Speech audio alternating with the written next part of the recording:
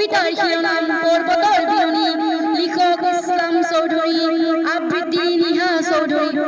কৌদুৰণী পৰ্বতৰ পৰা ফাহি আহিছে কৰুণ বিননি সুৰ, হৃদয় বিদৰা আজি মানুহৰ মাজত ক'ত হেৰাল মানৱতা।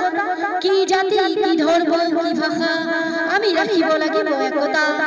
আজি আই অসমীৰ বুকুত তেজৰ চেকুৰা, আমি যেন একোটা তেজল ঘেৰা। কৌদুৰণী পৰ্বতৰ পৰা ফাহি আহিছে কৰুণ বিননি সুৰ, হৃদয় বিদৰা স্বদেশতে স্বদেশী আজি দিশহাৰা। আজি জাতি ধৰ্মৰ মাজত প্ৰতিযোগিতা হ'ল, দুখীয়া নিচলাৰ সপোনবোৰ থান বান হ'ল।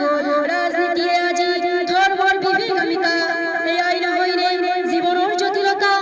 কৌদুৰণী পৰ্বতৰ পৰা ফাহি আহিছে কৰুণ বিননি সুৰ, হৃদয় বিদৰা।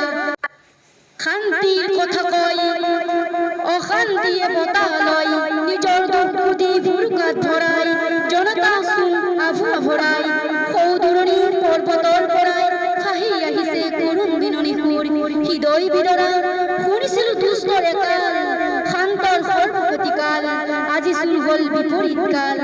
শনিচোন ৰজা হ'ল, বিৰাজপতি দেখোন প্ৰজা হ'ল।